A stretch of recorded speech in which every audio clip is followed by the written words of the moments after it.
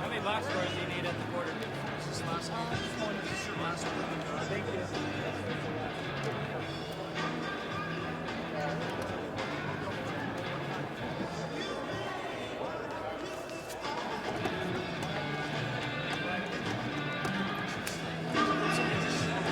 That's right.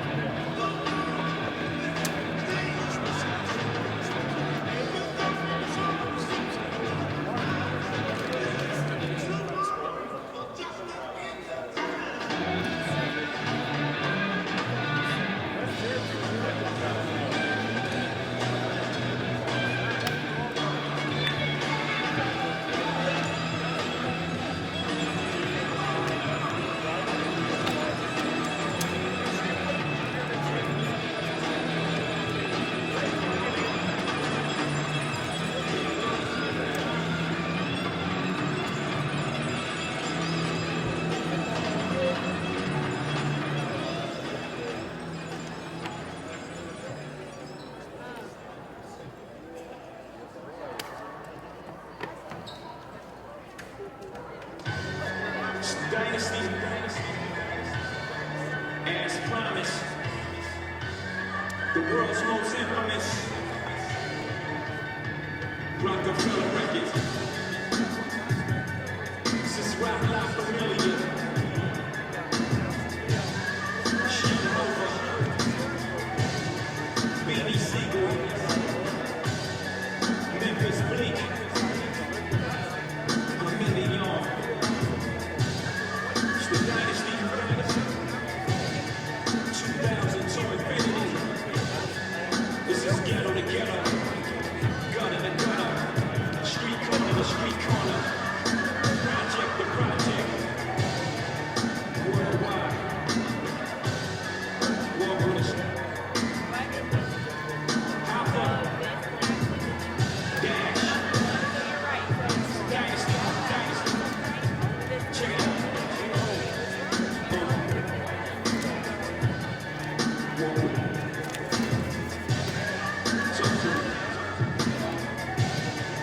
Yeah, the theme song to the Sopranos plays in the key of life on my mental piano. Got a strange way of seeing life like Stevie Wonder with beads under the do-rag. Intuition is there, even when my vision is impaired. Yeah, knowing I can go, just switching the spare.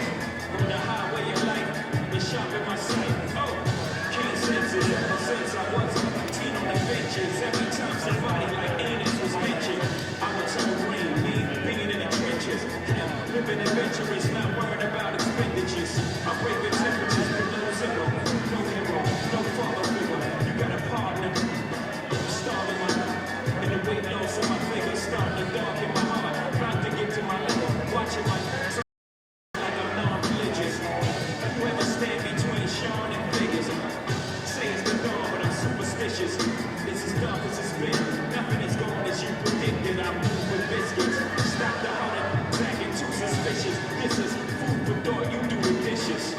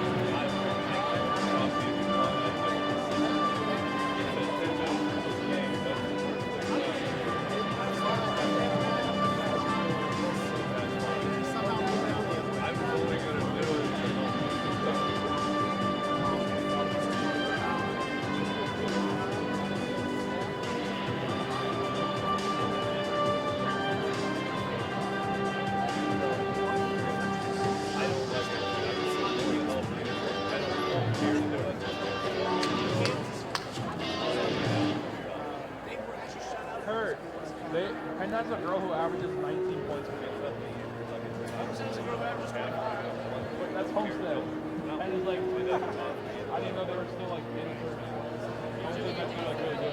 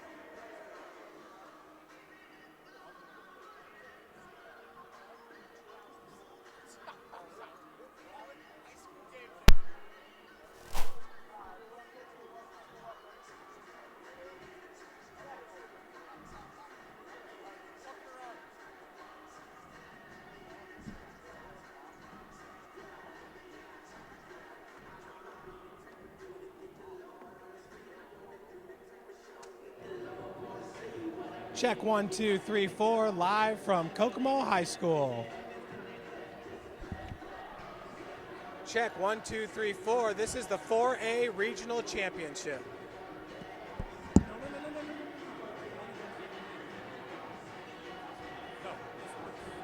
Yeah.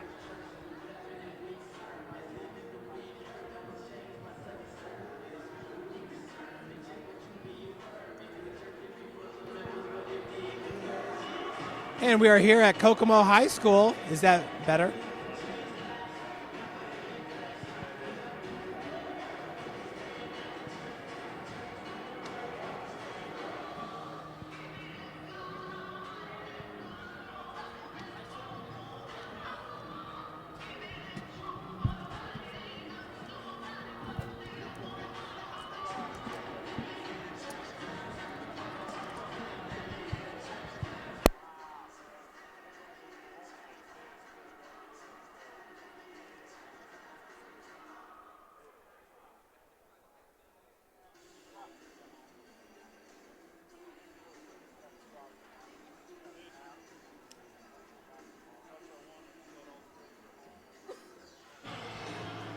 Check 1, 2, 3.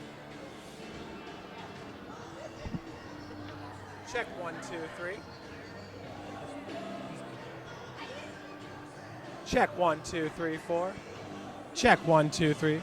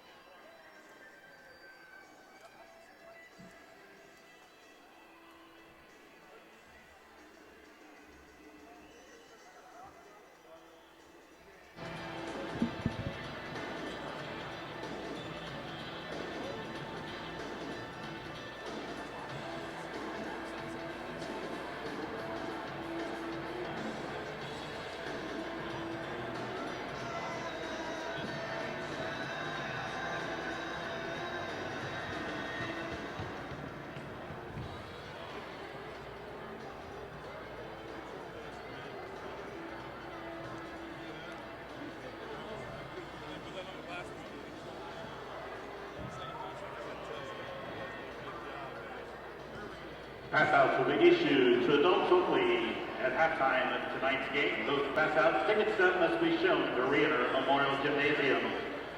The Kokomo schools provide you with a smoke-free environment. There is absolutely no smoking allowed on any of the Kokomo schools premises. We thank you for your cooperation. For the safety of our athletes, fans are not permitted on the playing floor at any time. Please visit our concession stand for all your food and drink needs. Choose from a variety of items: hot dogs, nachos, popcorn, cokes, and candy at gates 1 and 2. Ladies' restrooms are located at the southwest and northeast corners of the gym near gates 8 and 4. Men's facilities are located in the northwest and southeast corners near gates 3 and 7. Kokomo schools take great pride in providing a safe environment for all of our visitors. Please note the section you are sitting in and the nearest stairwell, exit, and alternate exit near your seat. If necessary, an announcement and event staff will direct you to a safe location. Please help in maintaining the appearance of Memorial Gymnasium by utilizing the wastebaskets conveniently located in the gymnasium.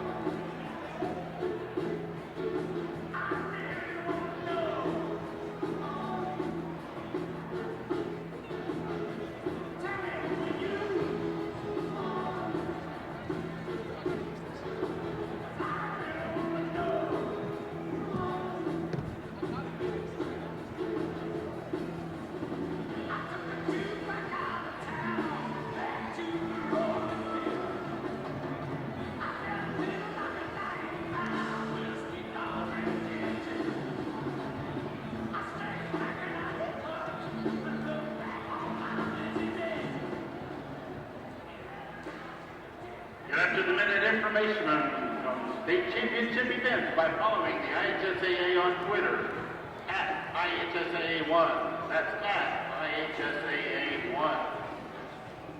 The girls of summer, your Indiana Fever, tip off their 2016 season on Saturday, May 14th. The Indiana Fever and Indiana Pacers are proud to sponsor the IHSAA Girls State Basketball Tournament. On behalf of the Indiana Fever and the Indiana Pacers, good luck to all teams in their quest for an IHSAA state championship.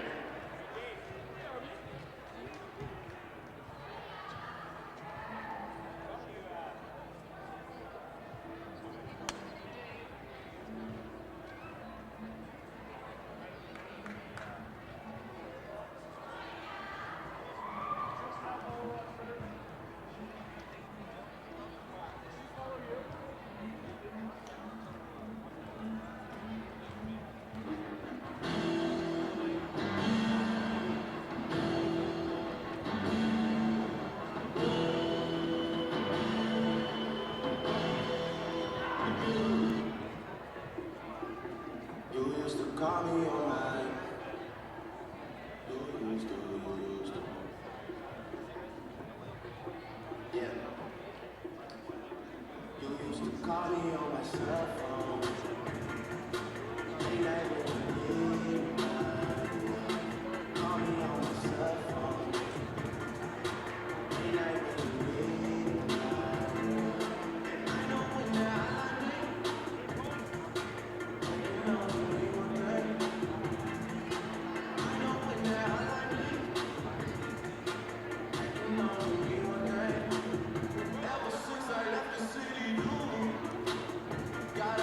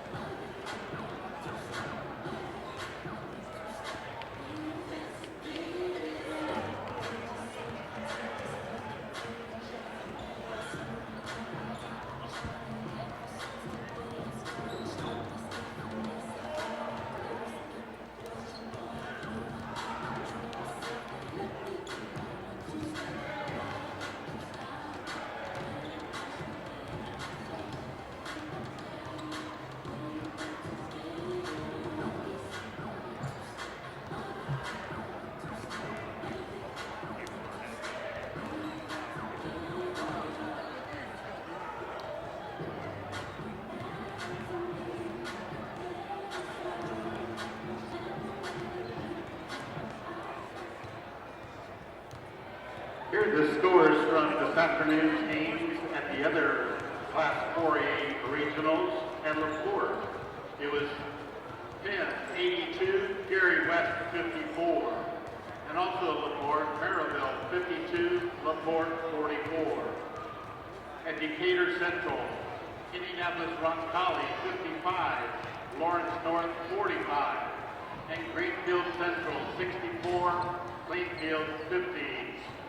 At Columbus North, it was Columbus North 69, Center Grove 58 in overtime, and Evansville Central 47, Bedford North Lawrence 43.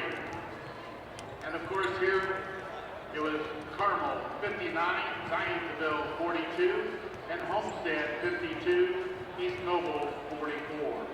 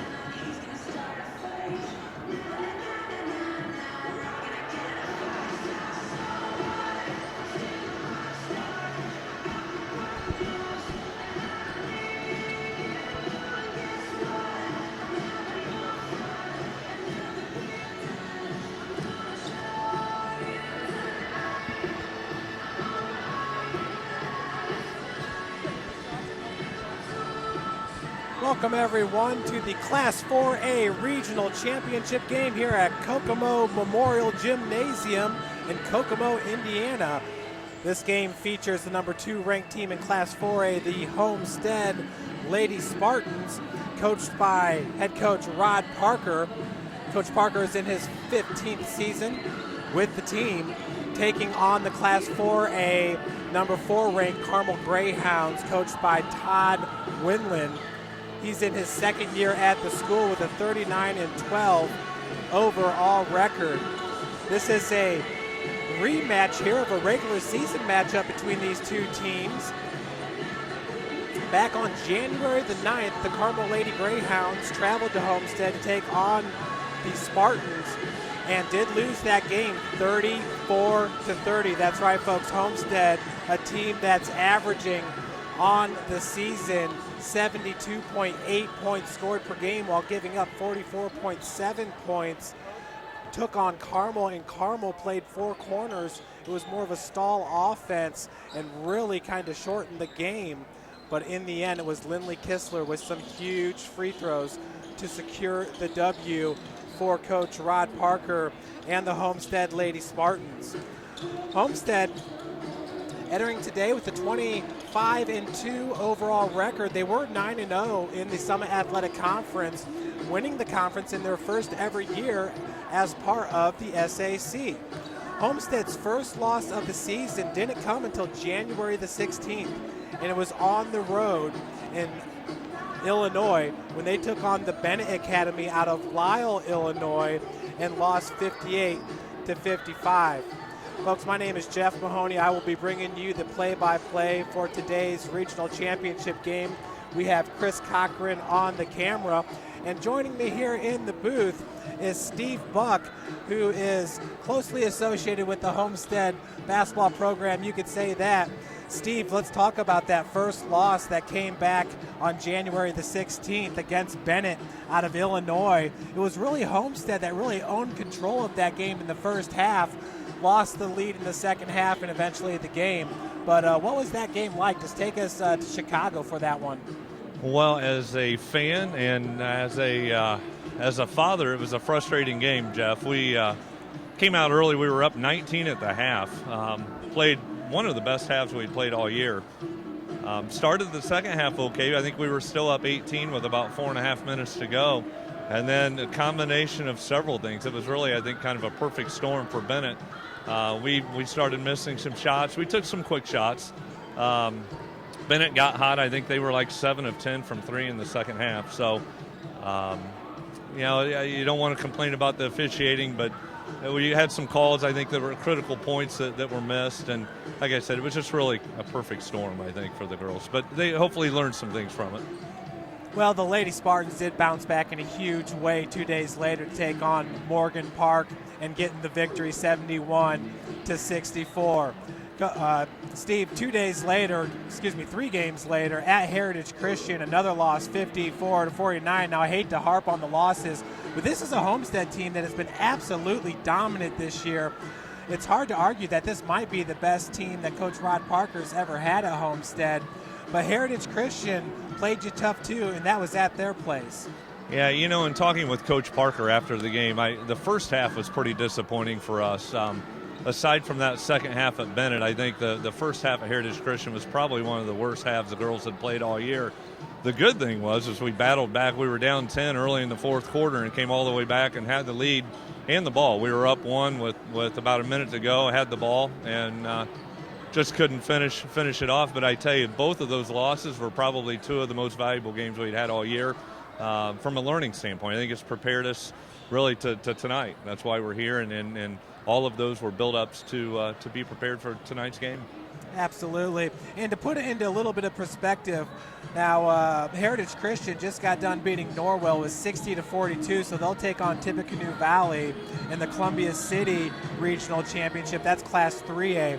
Yep. Steve, now this is a very special team, obviously. Chris McLaughlin, one of the top players in the state, and she really is. She's one of the best in all sports, Steve. I've covered a lot of sports. She's one of the best athletes I've ever seen. Just seems like she's so dominant out there. And it seems like every single game, Coach Parker's looking for her to start off the game with a three-pointer. Is that the game plan? Well, it's kind of interesting. I'm not sure that that's the plan, but Carissa has a gift. I don't have the stat on it, but more times than not, Carissa hits her first shot typically every game. And we usually go to her the first basket. Her and Savannah, interestingly enough, have a little play on their own where if Lindley can win the tip to Savannah, Carissa runs down to the wing, and then we try to get a quick hit if we can. So I don't know that that's an official play for the team, but I know Coach Parker, it's important to get her off early, for sure. It's definitely some inside baseball for us. Now, Carmel made it to this game by beating Zionsville 59-42. Of course, the Lady Spartans did beat East Noble 52-44, but it took Chris McLaughlin to have a big game for that victory. She ended up with 27 points, the only Lady Spartan in double digits. What did you see earlier today, the 12 o'clock semifinal game between Homestead and East Noble? Well, what I saw, I hope we don't see again this evening. Carmel's a really good basketball team. Unfortunately, I'm not sure the Lady Spartans came out ready to play this earlier today. Probably the only game this year I've seen them come out with really a lack of energy and really a sluggishness that carried on throughout the game. I think looking at the stats afterwards, we had double-figure turnovers against a team that didn't press us the entire game. We gave up over 10 offensive rebounds to East Noble, and those are things I think to me that kind of point to the sluggishness that the girls played with. So I talked to Savannah and some of the girls today a little bit, and I think they've got things dialed in. I'm hoping they're ready to go this evening. Now, in the first matchup with Carmel, once again, it was Homestead winning it 34-30. I'm sure that was a very interesting game for you to watch.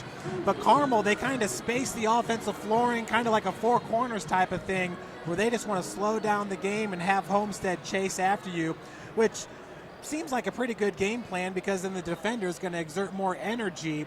But just take us back to that first Carmel game. 34-30 was the final score. Yeah, Jeff, I don't know if you remember, we were down 17-10 at the half. And as you referenced earlier, this is a team that scores nearly 80 points a game, and 10 points at the half. It was Carmel. But to go back a little bit, it's one of those things, if we were able to knock down, we missed some pretty easy shots that we normally make early in that game. And if we get out to a 4 or 5 point lead early, 6 point lead, I think that gives us the opportunity to kind of dictate the pace. And by not doing that, Carmel was able to get off to an early lead. They were able to slow things down, and they forced the tempo, and that's not something we were used to. Again, going back to our 2 losses, I think we learned a lot from it. It'll be interesting tonight to see how the girls respond, and I'm really curious to see what Carmel does. Traditionally, I think they press. They like more of an up-tempo game. I think that's where they play their best basketball. They played a great game this morning. So it's going to be real interesting what their approach is tonight. But I think the key for Homestead is we've got to get Carissa going early.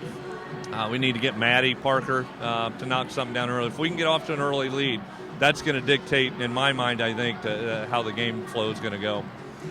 Steve, this has got to be almost extra special for you because you've had a relationship with a lot of the young ladies on Homestead's team, coaching them through AAU and those kind of ranks. Just kind of talk about that. When was the first time that the girls that we're going to see on the floor today, when was the first time you kind of had them all together on the club AAU scene? This, Jeff, is a really special group to me. They're almost like my daughters. Nicole Weaver's dad, Ken Weaver, and I pulled a group together, and Savannah, Lindley, and Nicole were in 4th grade. Maddie was in 3rd grade. Started a team from Homestead. When we got into middle school, that's where we picked up Carissa. Taryn Klein joined us at that point. Trying to think if there's anybody else I'm missing, but it's just been a special group coming through the years, and seeing this season the way it's played out has just been a real joy. It's bittersweet, though. We're winding down. Any way you look at it, at most we have 3 more games left. So I really hate to see it come together. They play so well together. They've played together for so long. They're almost like right arms, left arms. They know what everyone's going to do, and I just hope they're able to pull it together tonight. And if we happen to lose, I want them to play Homestead Lady Spartan basketball, and if they play well and we get beat along the way, that's okay. Well, you say you want them to play Lady Spartan basketball, and how is, if Carmel comes out and they want to stall and they want to space on the offensive floor, how can Homestead impose their will against that offense to kind of get the game moving a little bit more at a pace that they like, kind of take over control of that game? Well, I think, Jeff, a little bit of it is we can play any pace. These girls can play any pace you want to play. Again, the key to me is we need to get out and get a lead early. If Carmel wants to take a minute and a half, 2 minutes off every possession, if we're up 3 or 4 or 5 points, that's fine with us. Homestead Lady Spartan basketball, to me, really has to do more with the way the ball moves. They share the ball extremely well. Their spacing's good. They screen well. If we do those kind of things, get the offensive looks that we need, if we have the lead, we can play a slower pace. But at that point, I don't think Carmel is going to be able to do that for very long. So, again, I said it earlier, but I think the key for us is a quick start. So. Well, lastly, Steve, your daughter Savannah, she leads the team in assists with 150. And I was looking, Chris McLaughlin is the leading scorer in this whole regional here, averaging 25 points a game. Is that kind of just a nice mix there?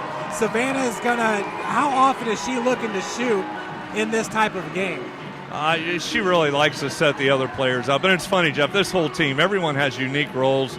And I think what's special about this group is none of them really do the same thing. Carissa McLaughlin's an unbelievable player. Maddie is an unbelievable shooter. Lindley is as athletic as any player in Northeast Indiana. Jasmine is as solid of a post as you can get. And Savannah, she defends hard. She understands the game. She gets the ball where it needs to be. So, again, the key to this is they all play their roles. They know what they're good at, and they know what they need to do to be successful. Well, Steve, thanks so much for joining us in the pregame. I hope to hook up with you at halftime, too, if you got some free moment. Folks, that was Steve Buck, parent of the Homestead Spartans basketball program. We're getting ready to send it down to our PA announcer for the starting lineups and the national anthem for today's game. You know, you heard him talk about the athleticism of Lindley Kistler, number 32 for the Spartans. She is a senior. She's heading to IPMW to play basketball. Folks, she's also a track star. She runs the 100 meters, and she's extremely good on the track as well. And we're going to send it down here just 14 seconds away. We're getting ready to tip off the regional championship between number 2 Homestead and number 4 Carmel.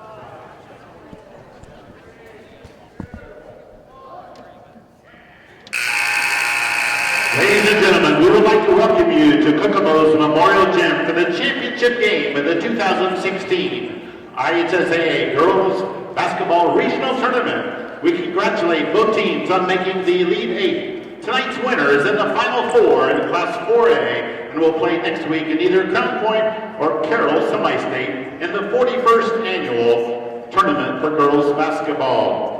The 4 schools involved in the Kokomo Girls Basketball Regional believe that high school activities are meant to be fun and to supplement the education of our youth. High school sports are for character development and physical well-being and provide a vital part in a child's learning how to become a contributing member of society. As a spectator, your primary purpose for being here today is to support your team. Spectators can support both teams by refraining from derogatory or demeaning comments. Be positive and cheer for your team and not against your opponent. Remember, victory at times may be out of reach, but appropriate behavior never is. Good sports are winners.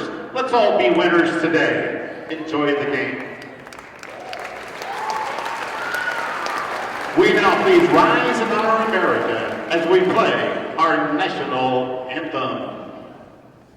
Oh, say, can you see by the dawn's early light what so proudly we hailed at the twilight's last gleaming, whose broad stripes and bright stars through the perilous fight o'er the ramparts we watched were so gallantly streaming, and the rockets' red glare, the bombs bursting in air, gave proof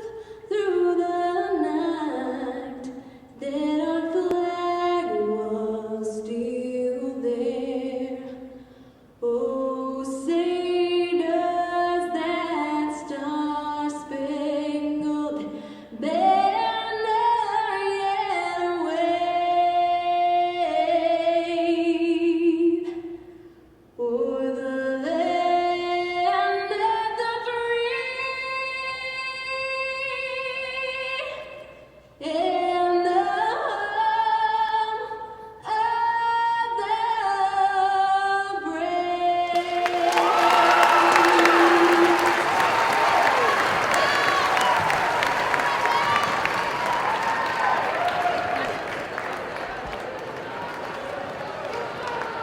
Tonight's championship game features the Carmel Lady Greyhounds and the Homestead Lady Spartans. Let's meet the starting lineups for both schools. First for the visitors on the scoreboard, the 23-4 Lady Greyhounds of Carmel.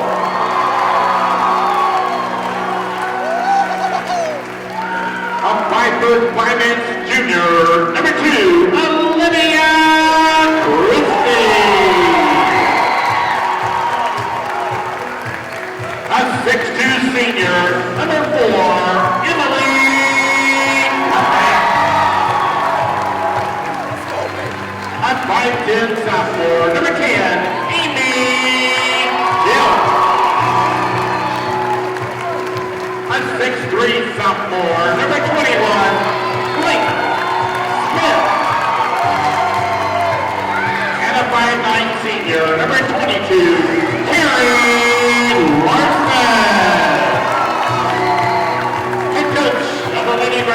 in his second season, Mr. Todd Whitland.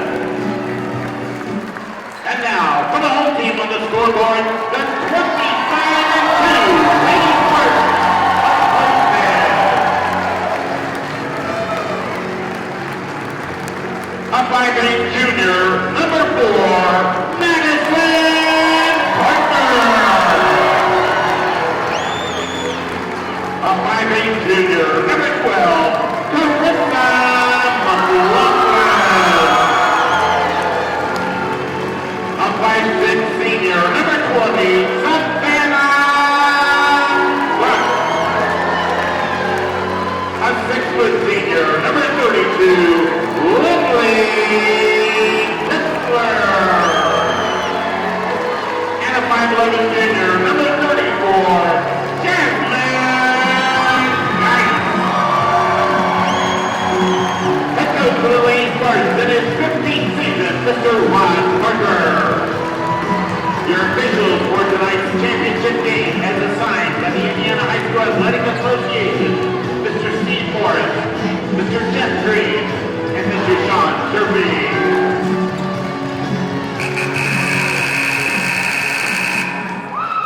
There we have it, folks, just moments away from the tip-off to today's exciting regional championship matchup between the Carmel Lady Greyhounds, ranked number 4 in Class 4A, taking on the number 2 ranked Homestead Lady Spartans. And Homestead brought their fans home here on the near side. If you wonder where the Carmel fans are, both teams wear blue and yellow. It's the royal blue. As we are ready to tip off, that's Lindley Kistler, number 32, along with number 21, Blake Smith. As Savannah Buck gets it over to Carissa McLaughlin. Madison Parker here on the near wing. Parker's being guarded by number 22 for Carmel, that's Carrie Larson. Carmel in a man-to-man defense, as you see. Down by Blake Smith. Blake wears number 21. Number 21, Blake Smith. Her first, with the foul. team foul number 1. So heading Jasmine Knight in the lane to shoot 2. That's her first, and the team's first, as Dice gets the first point of the game for the Lady Spartans. Here Homestead looking for their second regional championship. That one's off the mark, rebounded by Larson. Number 10 is Amy Dilk for Carmel, running the point. Number 4, Emily Kmet. She's heading to Lipscomb to play her college ball. Chris McLaughlin has the defense on Olivia Christie. Chris McLaughlin, of course, committed to go to the University of Florida, play for the Gators there in the SEC. Kick out goes into the corner. Carrie Larson's attempt off the mark. Battling for the rebound. That was number 4, Emily Kmet. Great hustle there by number 4, Kmet, but could not keep it alive, so possession does go to Homestead Lady Spartans here with 7:07 left to play in the first. We got a full-court press by the Greyhounds as Kistler gets it over the timeline. The 6-foot Kistler has no problem handling the rock for the Lady Spartans. McLaughlin gets it over to Savannah Buck. She's being tightly guarded by Dilk. Good ball movement as McLaughlin showing off some of the fancy ball handling. She is one of the top players in the state for sure. She was part of the Fab Five. The three-pointers on the way. Parker, that left rim's out. Rebounded, last touch by McLaughlin. But she was balanced for it with Kmet. Homestead still.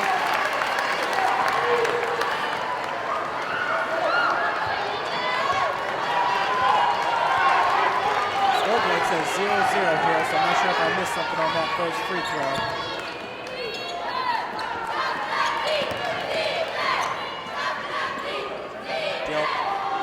Good ball movement around the perimeter. This is not the slow-paced game that we saw the first time around. Great hands there by Kistler getting in the lanes.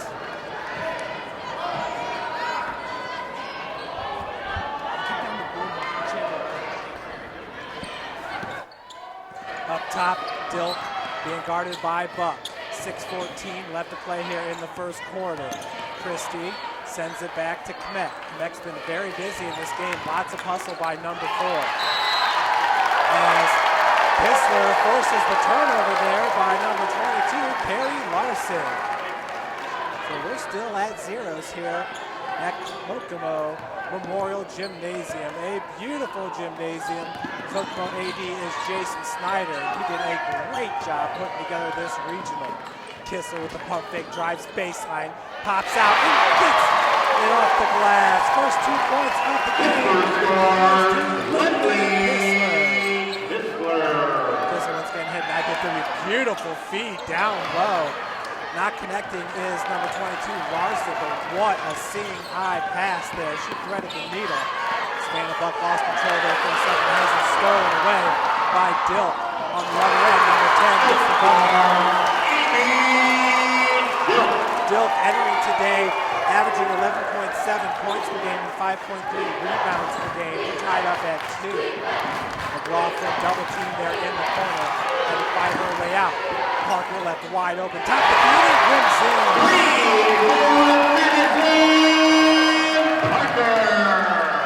So Madison Parker gives Homestead the 3-point advantage. Now 5-2, McLaughlin comes up with the steal and quickly gets it over to Savannah Buck. And she's going to be fouled. Foul's going to be called on Dilk.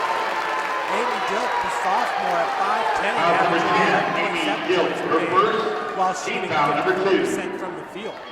Kistler now with the inbounds pass. Lindley averages 10.2 points per game. She's shooting 48% from the field, 29% from beyond the arc. She averages 6 rebounds a game. As that time it's Madison Parker getting ran through by Larson, the 5'9" senior. Number 22, Carrie Larson, her first, team foul number 3. So for Larson, that'll be her first, and the team's third here in the first quarter. Buck once again, good defense there by number 10, Amy Dilk. Madison Parker pops out. Savannah Buck finds Geist.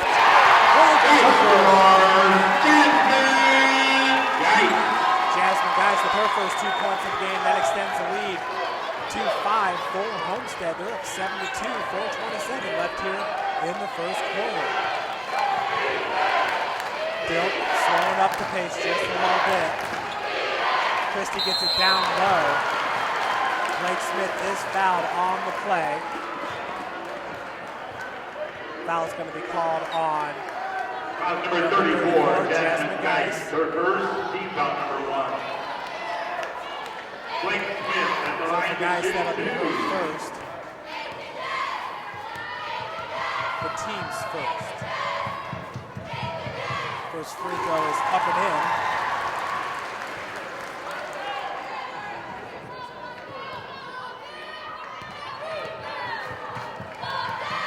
Smith hits the first on the season from the free throw line. She shoots 57%.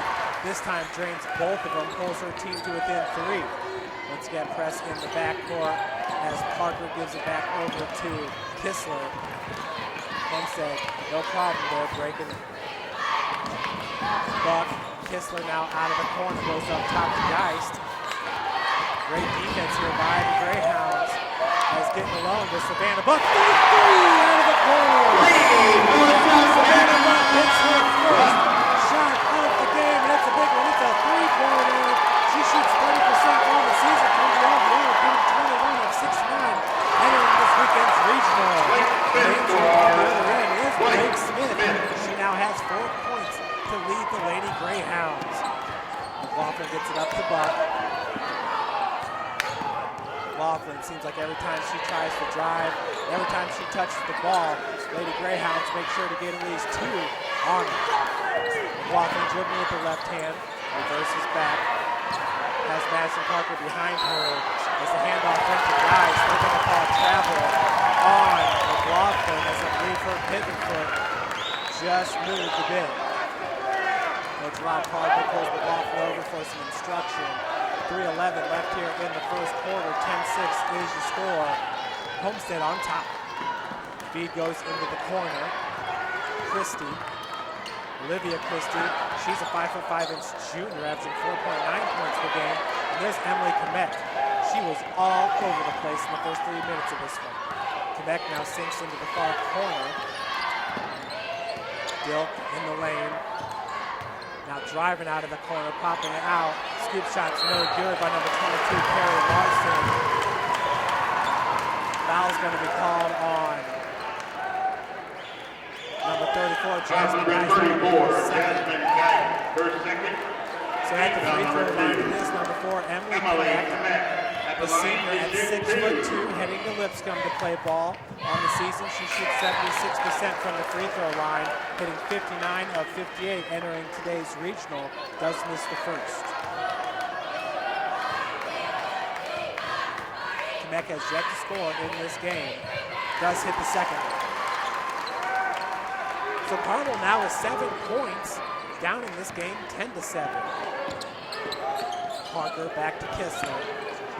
Lindley Kistler, who's a track star for the Lady Spartans, running 100. She's a sprinter.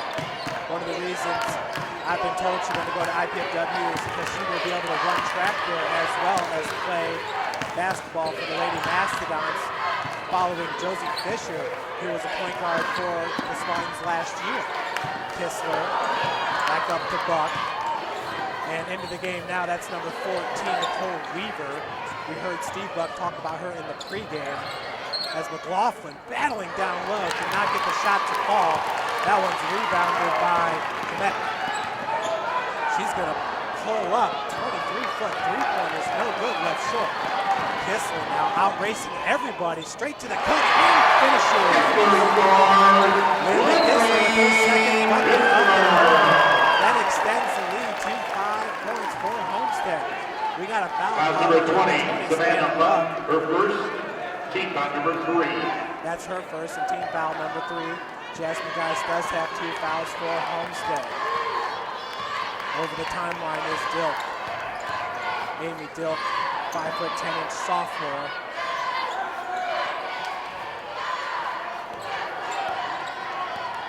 We should see Selena Funky later on in this game. She's heading to Louisville to play softball. Foul going to be called on the floor against Homestead. Foul number 14, Nicole Weaver, her first. Team foul number 4. So for Nicole Weaver, that'll be her first. Team's 4th. Dilk gets it up. Larson. Back to Dilk. Savannah Buck's got the defense. Larson being guarded by Parker. Christie sinks down now to the block. She goes 5'5", does the junior. Takes it now on the near wing. Working off the pick set by Larson, finds Dilk. Sinking down to the block was number 21, Blake Smith, as the jumper's good in the lane. Dilk scores. Amy Dilk. Amy Dilk now has 4 points. That pulls Carmel to within 3. 12-9 is the score. Foul number 21, Blake Smith, her second. Team foul number 4. For Blake, that's her second, and the team's 4th.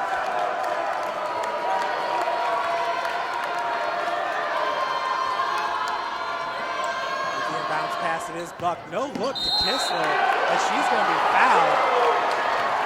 Looked like Quebec just kind of kept running as Kistler tried to establish herself. Foul number 4, Emily Quebec, her first. Team foul number 5. So for Quebec, that's her first and the 5th for the Greyhounds. Parker, McLaughlin out of the corner for 3. That one's off the heel. Rebounded by Quebec. Dilk's going to slow it up a little bit with 31 seconds left to play here until the break.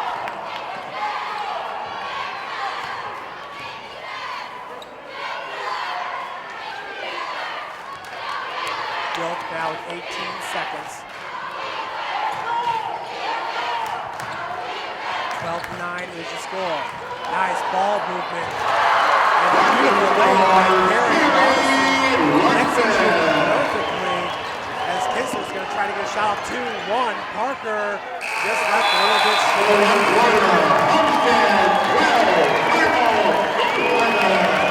So after 1, Homestead's up 12-11.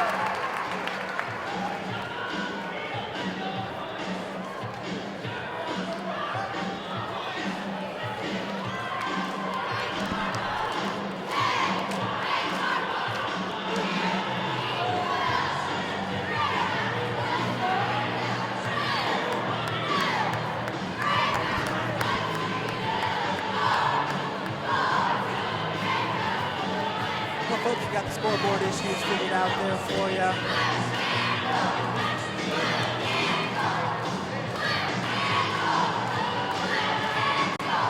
Today's leg, and on the camera we do have Chris Cochran.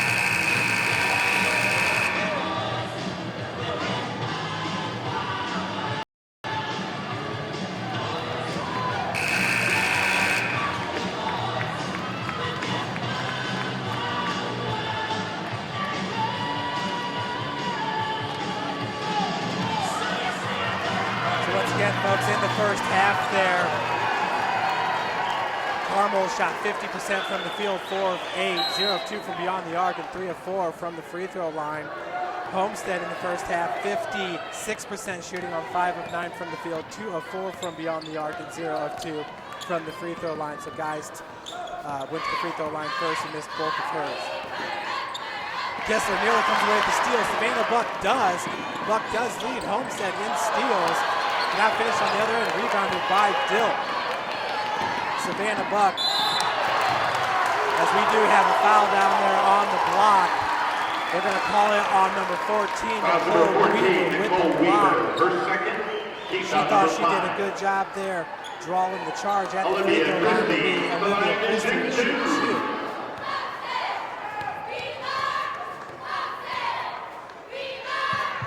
First one, rims out. Olivia Christie on the season shooting 79% from the free throw line, hitting 30 of 38 free throws. Second one is good. We are tied up at 12, 7:34 in the second quarter. Buck gets it back to Weaver. Number 14 is Nicole Weaver, a 5'8" senior, averaging 2.6 points per game for the Lady Spartans. Chris McLaughlin working off that pick set by Kissler. Now it's Madison Parker. Weaver out of the corner for 3, and she hits it. Nicole Weaver with a huge three-pointer that extends Homestead's lead here, 15-12 after the triple. Carmel was able to tie it up on the free throw here to start the second quarter, but Weaver responds. Long three-point attempt off the top of the backboard there by Carmel. McLaughlin gets it over to Parker for 3, and she sinks it! For Madison Parker, that's her second three-pointer of the game. 18-12 is the score. Homestead on top. 6:33 left here in the second. Dilk gets it over to number 3. That is Selena Funky. She is a shortstop, third baseman for the softball team. She's going to the University of Louisville. Great baseline drive there by number 10, Amy Dilk, who has a game-high 10 points. Coach Parker calling out the play for Homestead. Skip pass goes over to Buck. She did a good job of snagging that ball out of the air. Another skip pass over to Weaver. Weaver was able to get a little bit of a separation there. Madison Parker is just being smothered by Larson as Kissler's called to travel. Carrie Larson, number 22, has been playing some suffocating defense. The Lady Greyhounds give it up to Carmel. Hey, big shout out to Carmel's girls swim and dive team. They won their 30th consecutive state title. Homestead did finish 8th down there at state, so congratulations to the Spartans as well. But wow, 30th, that's a national record. 30 straight swimming titles. Feed goes up out of the corner. That is number 3, Funky. Funky with a little hesitation, no look over to Dilk. That shot off the mark. Possession to Homestead with 5:20 left here in the second. Will be Weaver with the inbounds pass. Buck, Parker. Parker's already got 2 triples in this game. Walled off there at the baseline, was almost forced out. She did a great job of throwing it in the direction of Kissler, but the Lady Greyhounds got their hands on it. They've got quick hands, folks. They play good defense. Lob pass inbound is taken away by Dilk, and she's going to go coast to coast with it. 2 points off the turnover. Dilk now with 4 points here in the second quarter. Her team down by 2, 18-16. Weaver, bounce pass goes over to McLaughlin. She pulls up, 17-footer, no good. Rebounded by Dilk. Great hands by Savannah Buck to knock it away. McLaughlin cannot hit on the way, and Dilk with another goal. Savannah Buck leads her team with 108 assists and 86 steals on the season. 150 assists, 62 steals. I was just reading off Amy Dilk's number. She has 86 steals on the season, number 10 for Carmel. Feed goes to Dilk. Jasmine Geist is off the bench. Drive to the cup, no good. Rebound attempt, and we're going to have a foul going to be called on Emily Kmek. Foul number 4, Emily Kmek. Her second, team foul number 6.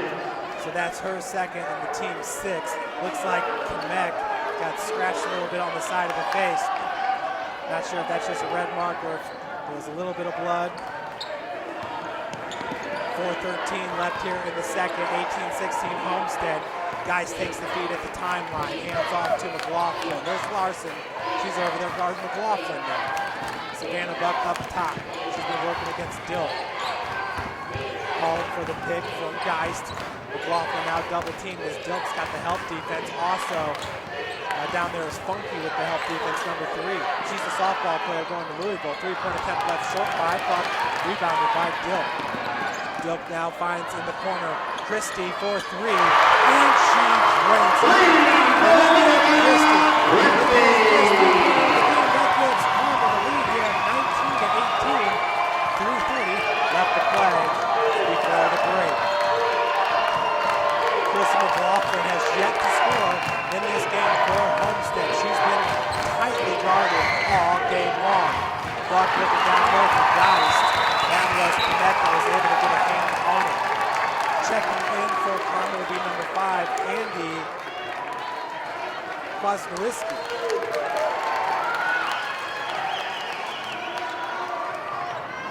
So, Andy Kwasnowski, a 5'10" senior, averaging 1.2 points per game. McLaughlin looks like Christie got a hand on him for a second. Savannah Buck. Dilk, she'll come all the way out at the timeline to guard her. Kistler, Funky's got the defense. As Parker does a great job of getting hot away from her defender. And the putback by Jasmine Geist. That's a huge 2 Number points 22, Geist. Carrie Larson, her second, To the free team throw foul number line 7. for the 3-point play. Fouls called on Carrie Geist Larson. at the line to Seven, shoot 1. and the team 7. So you'll have to keep an eye on Larson and the fouls as she's been a defensive force for Carmel. 5 points in this game now for Geist. It gives her team back the lead at 21-19. 2:46 left here in the second. Olivia Christie over the timeline, and they're just going to wait.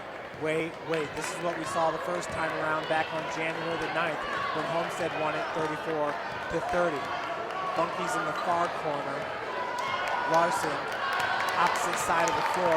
Dilk, they're up top with Olivia Christie. Spartan fans now getting on their feet as McLaughlin's clapping them up. Chris McLaughlin runs the show here at Homestead, the junior. Once again, she's a Fab 5 player for 2 years in a row. She was the poster child for the new Sentinels Fab 5, located right in the center of the pit with names such as Kyle Myers and Devlin Williams, and some of the great players like Jalen Butts and Mason Van Houten. A lot of great players. Emma Wolf also in that picture. It was the Chris McLaughlin right in the center. Olivia Christie, now we've got about a minute. That's wound down here. Dribble, stall. Like Chris Gordon would say, tick, tick. Homestead fans, they will get you jacked up here at Pocono Memorial Coliseum. It's a raucous crowd. Funky now coming out as they get the offense started. They wasted about a minute and a half there. Dilk over to Christie. We'll see if McLaughlin comes out on her. Savannah Buck now is looking at the coach. She's looking for a signal there from Carmel coach Todd Winley. Buck and McLaughlin have their eyes on the Carmel coach as Delk just picked up the ball now at 53 seconds. Not exactly what we were looking for with this exciting matchup. The first quarter and the first half of the second quarter have been extremely exciting as both teams have been going blow to blow. But here Carmel just took 3 minutes, I believe, off the clock. Dilk, Larson,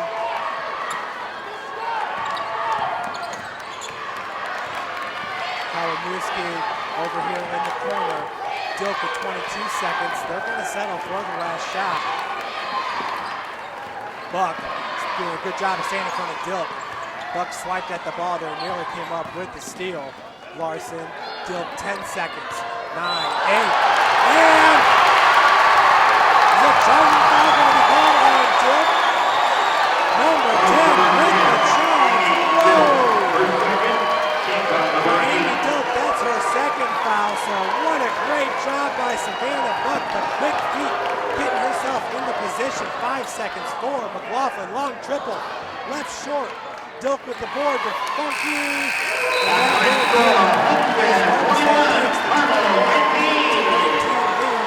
Into the half. An exciting first half it was here.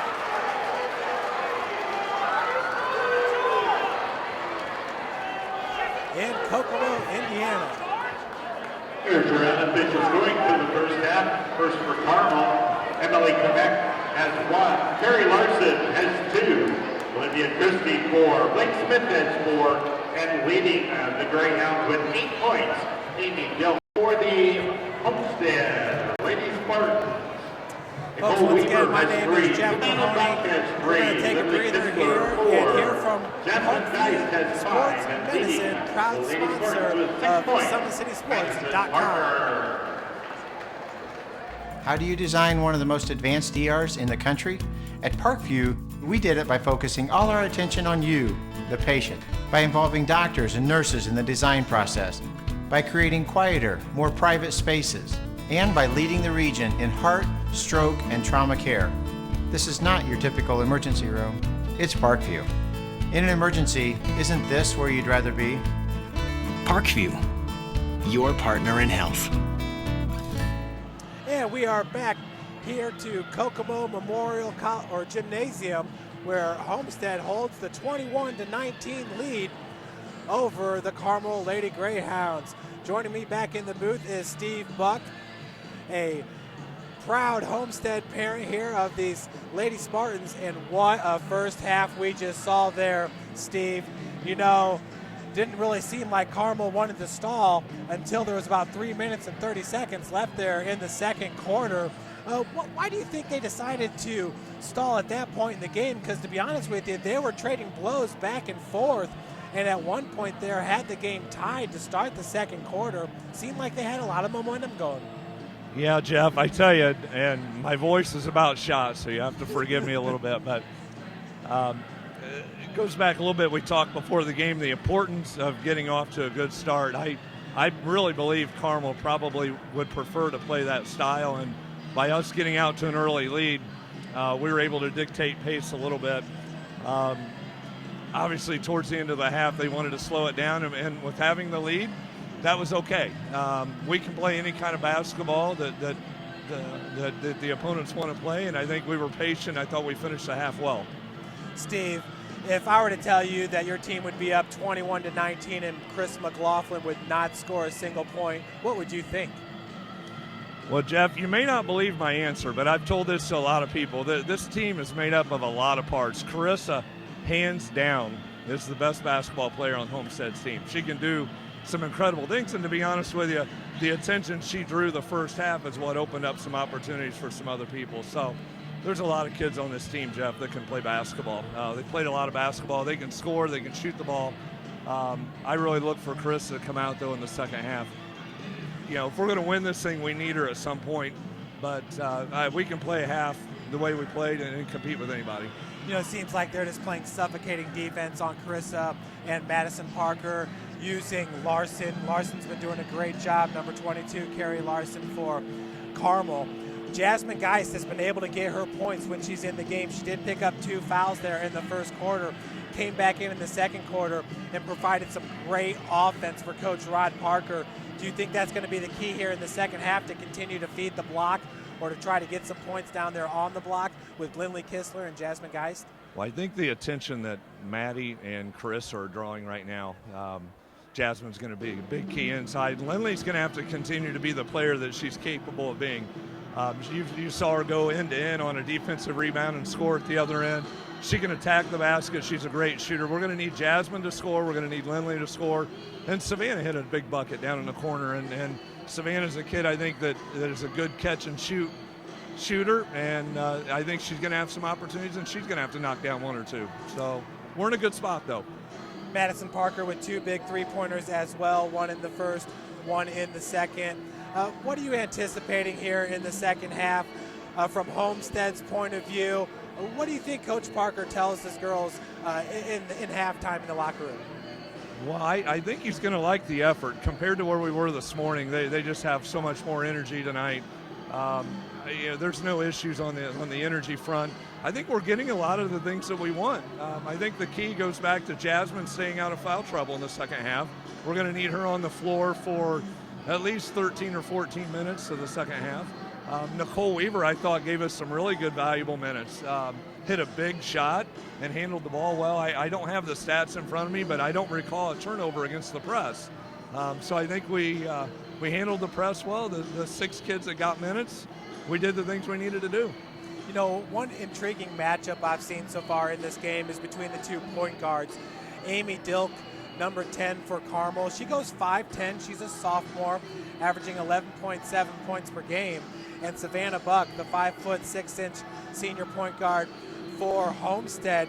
Those two have been going at it just nonstop in this game. You've seen Savannah come up with some nice steals, doing a good job with their quick hands, poking the ball out. And you've seen the same from Dilk as well.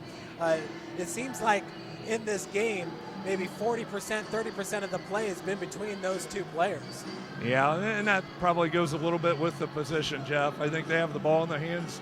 They're responsible for helping getting their offenses going. They're both, the Dilk girl's just a great point guard. I'm pretty sure, I think she's just a sophomore. Is that correct? Yeah. She's going to play college. She's going to play at the next level. This is a heavyweight match today. These are 2 very good basketball teams playing a good, solid basketball game. I think this is what we expected. Yeah, absolutely. Emily Kamek, who's heading to Lipscomb to play ball, she is a senior at 6'2". She was all over the place in about the first 4 minutes of this game, grabbing boards left and right. But I believe she has yet to score in this game. As we look at Kamek, she's 1 of 2 from the free throw line, so she does have 1 point. But impressive play. It just seems like they're able to match Homestead kind of player for player, whether it's length, whether it's speed, whether it's just being aggressive and hard-nosed and going after it. Does this remind you of the first matchup, or has Carmel come out looking like a different team, maybe some other team that Homestead's faced this year?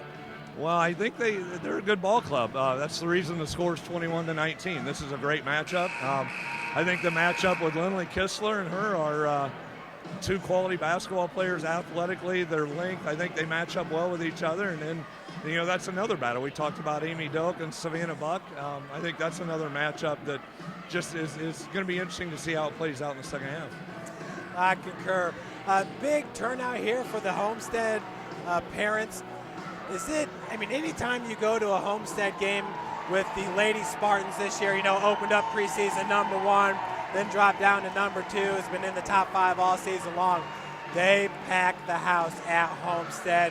Homestead might have the best band in Northeast Indiana. They really rock that gym. But how's the traveling of the parents been this year? Do you feel like, is it the same as last year? Do you just feel like these fans really support their team, will travel for them? Well, I think the parents have been great, and I think the community has really embraced the team a lot. The run to the state finals last year was incredible, the support we had, even the semi-state and down in Indianapolis. And you guys were out at the Lawrence North game. It was pretty close to a sellout. There weren't too many seats out there. And it goes to, we get a lot of support from the administration. the band is, like you said, one of the top bands in the state. That brings a lot of energy. And the girls, they play a style of basketball that's fun to watch. The ball moves, there's a lot of skill, and so they've been able to draw and get the community to really embrace the group. So it's been a joy, and I know from the players' standpoint, they want to thank the community for the support that they've given. Well, absolutely. Steve, thanks so much for joining us, and enjoy the second half. It's been a pleasure. Thanks. Folks, that is Steve Buck joining us in the booth here, and we are going to hear from our sponsor once again. It's Parkview Sports Medicine. How do you design one of the most advanced ERs in the country? At Parkview, we did it by focusing all our attention on you, the patient, by involving doctors and nurses in the design process, by creating quieter, more private spaces, and by leading the region in heart, stroke, and trauma care. This is not your typical emergency room. It's Parkview. In an emergency, isn't this where you'd rather be? Parkview, your partner in health. How do you design? And we are back here at Kokomo Memorial Gymnasium in Kokomo, Indiana. Beautiful facility. Folks, I passed their baseball field. They got an artificial turf, brand new press box. They got a very nice facility, a baseball facility here in Kokomo as well. First half statistics, Carmel shot 50% from the field, 7 of 14 shooting, 1 of 5 from beyond the arc, and 4 of 6 from the free throw line. Homestead, 8 of 18 from the field, shooting 44%, 4 of 8 from beyond the arc, 50%, and 1 of 3 from the free throw line. As we are starting the third quarter here, it's McLaughlin. Still has yet to score in this game, but averages 25 points per game. She has been a great decoy for Homestead as they're double teaming her anytime she gets near the ball. Olivia Christie now with the task of playing that great defense. Buck for 3 and nails it. Savannah Buck hits her second three-pointer of the game. She had one there in. She had one in the first quarter as well. There's still her team down 24-19. Dilk. Feed goes down low. A beautiful lob pass into Blake Smith. 6'3" young sophomore. Smith finishes and will head to the free throw line. Looking for the and one for Smith. That is her 6th point of the game. Her team down by 3. We are just 48 seconds into the third quarter. She sinks it. That is Blake Smith, who on the season is a 57% free throw shooter. McLaughlin finds Parker in the corner for 3! And she drains it. That's the third three-pointer for Madison Parker in this game. She's on fire, folks. Madison Parker, just a junior for Homestead. She goes 5'9". Madison recently tweeted that she got an offer from Bowling Green and from Ball State. That's a beautiful drive by Dilk. Amy Dilk now has a game-high 12 points to pull her team within 3. Lindley Kistler with the rock. She's the senior. As that one stolen by Dilk. And then Kistler going to be called with the foul. For Lindley Kistler, that'll be her first. Lindley Kistler, her first. And the team's Team first. number 2. This Amy is the Dilk team at the foul line number to 2. shoot 2. So Dilk to shoot 2 free throws on the season. She shoots 49%, hitting 55 of 111 free throws. First one is good.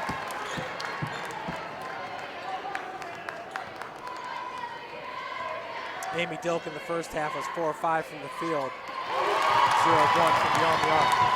And she sinks them both, 27-26. Inbounds pass goes to McLaughlin. She just did a great job there of using her body to basically head towards the sideline. She took kind of Dilk out of the play. Really, who she took out of the play was Olivia Christie, who was coming up from behind to knock it away. She felt her on the back right and just rode Dilk into the sideline before Dilk was able to knock it away. Now driving baseline, McLaughlin gets her first 2 points of the game. Marissa McLaughlin on the season is a 54% shooter from the field, 43% from beyond the arc, and 88% from the free throw line, averaging 25 points per game and 5 rebounds per game. She has 87 assists, 70 steals, and 55 turnovers. Underneath, Blake Smith is going to be fouled by Geist. For Jasmine, that will be her third. Geist says she was just straight up there. Nicole Weaver now off the bench. She's going to check in for Geist. Number 3, Blake Smith is line to shoot 2.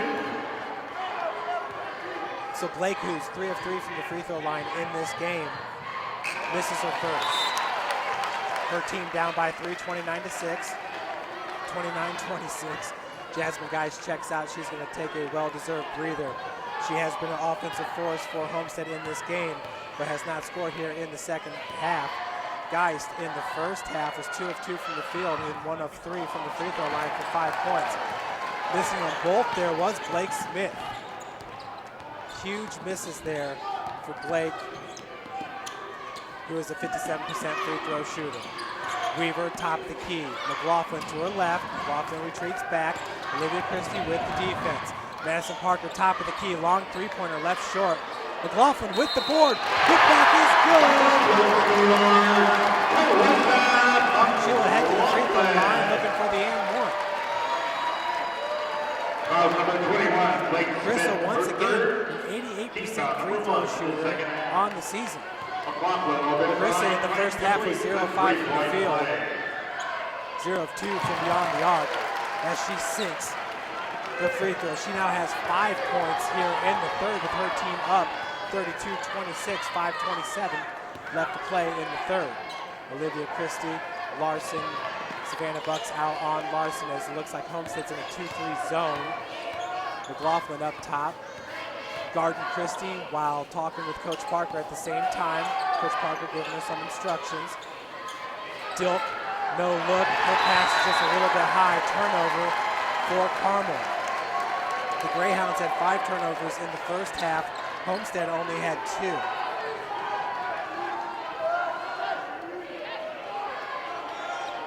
It'll be Nicole Weaver now with the inbounds pass. Buck, bounce pass finds McLaughlin. Kistler out of the corner. Weaver, pump fake. Buck. Good recovery defense there by, that is number 4, Kamek. Traveling, going to be called McLaughlin. So McChrystal McLaughlin, who had 1 turnover in the first half, picks up her second turnover.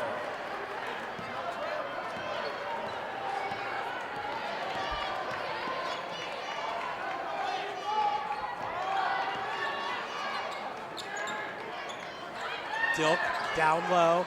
Smith, no good on the bunny. Rebounded by Parker. 4:33, 32-26. Homestead on top. As McLaughlin retreats back.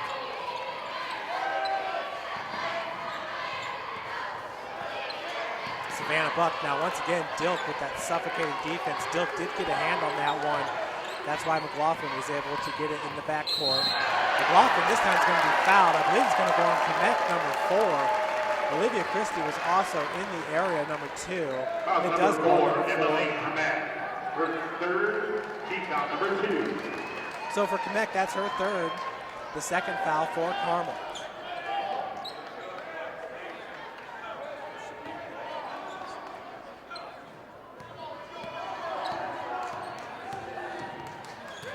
McLaughlin working off the pick set by Weaver. Their good help defense by Smith. Madison Parker with the dribble drive, high off the glass. Outstanding by Madison Parker out of the corner. 3-point attempt by Christie's good. So Olivia Christie, that's her second 3-pointer of the game. She now has 7 points as Homestead's up 34-29. We do have a timeout. Going to be called by Carmel. It's a 30-second timeout. Carmel once again. Head coach is Todd Windman. Homestead head coach Rod Parker. He's in his 15th season with a 240-109 record. Todd Whitman is 39-12 at Carmel, but overall he's 173 and 107 in his 12th year. So these are two outstanding coaches. You know, we always talk about it back in Fort Wayne. Homestead and Carroll both joined the SAC this year. This is their first year taking part in the Summit Athletic Conference, and they brought with them some real good coaching. Chris Johnson, the head boys coach, and Rod Parker, the head girls coach here at Homestead. Buck up to Weaver. Once again, you wonder where all this energy comes from for Carmel. They are a well-conditioned team. Kistler, Parker splits defenders. Over to Weaver, has Buck up top. Larson's got the defense now on Buck. McLaughlin with the layup. Chris McLaughlin now with 7 points, all in the third. Her team up 36-29, 3:17 and counting. Skip past Larson. In the lane, losing it is Connect. McLaughlin picks it up on the other end. McLaughlin tried to go to the right hand there. That would have been a next to impossible shot as she was underneath the backboard. Dilk on the other end finishes, giving up the body. Wow.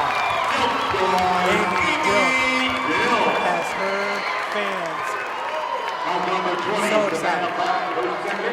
Dilk once again had 8 points there in the first half. She's got 6 points here in the third, 14 points in the game as she completes the three-point play. That pulls her team to within 4, 36-32.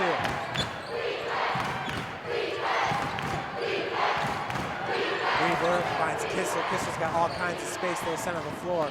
Buck back to McLaughlin for 3. That one was tailing off to the left. Connect with the board. Buck was looking for the jump ball. Foul's going to be called on number 20.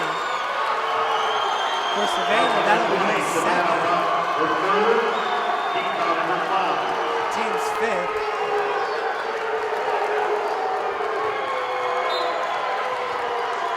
Needless to say, Coach Parker and the Homestead fans not too happy with that call.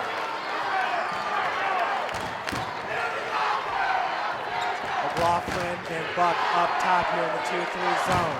Dilk takes the feedback from Connect. Larson. Connect. Kissel is right behind her with the defense. And here, off the ball foul going to be called on Connect. I do believe number 4, and it is. That'll be number 4. The team's third.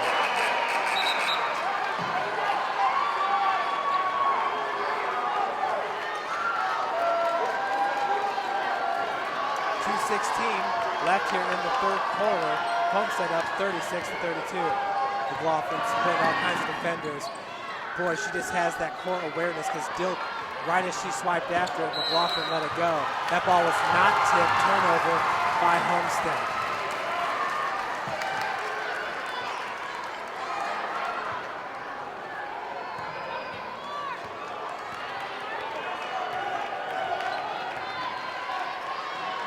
Getting ready to check in for the Homestead Lady Spartans. It's number 10, Taryn Klein, a junior at 5'9".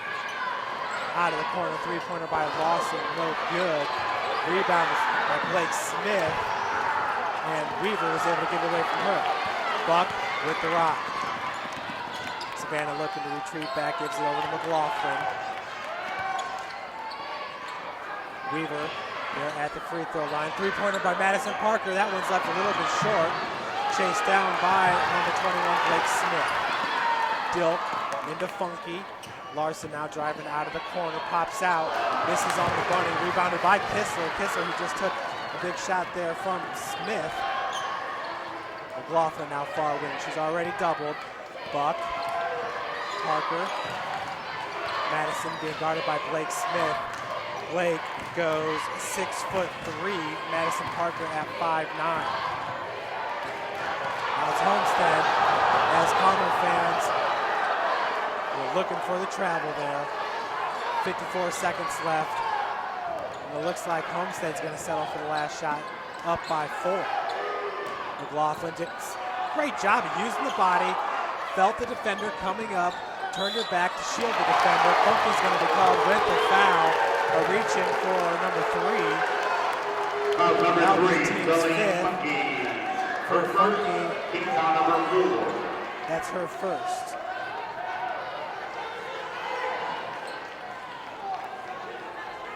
Celine Funky once again heading to Louisville to play softball.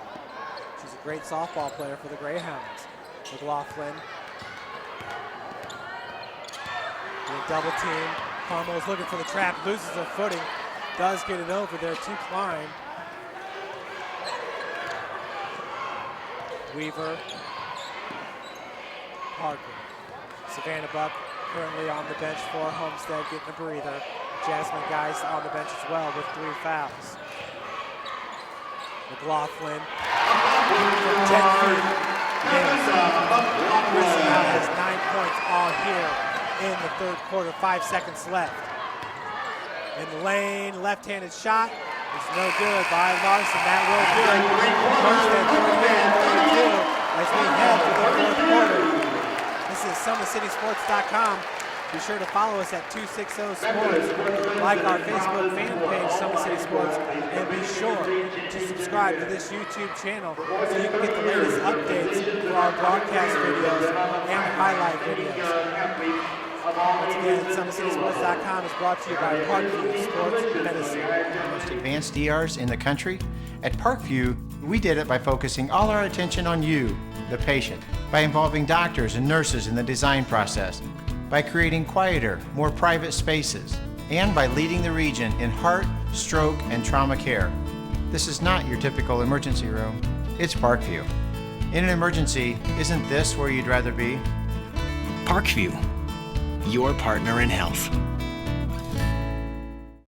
How do you design? Welcome back here to Kokomo Memorial Gymnasium here in Kokomo, Indiana.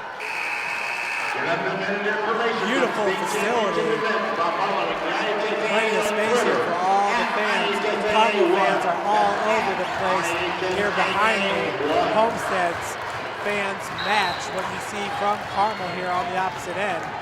As we start the fourth and final quarter, 38-32 is your score. Homestead on top. They are the number 2 ranked team in the country, in Class 4A. Carmel, number 4 in Class 4A. Larson to Dilk. Number 10 is Amy Dilk. As the field goes down low to Smith off the glass. Blake Smith had 3 points there in the third.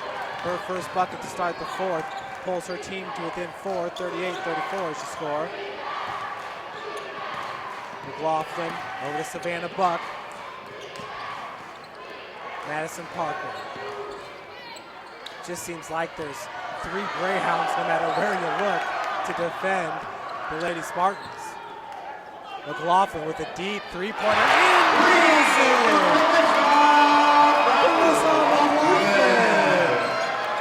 Marissa shoots 43% from beyond the arc on the season. That's her first 3-pointer in this game, but she's gotten hot here in the second half. She now has 12 points to lead all Spartans. Her team up 41-34. Near wing, Larson's 3-pointer, no good. Smith, as Carmel's slowing it up a bit here. 6:30. Dilk, just a sophomore, is number 10, Amy Dilk. At 5'10", beautiful feed into the paint as the jumper was good by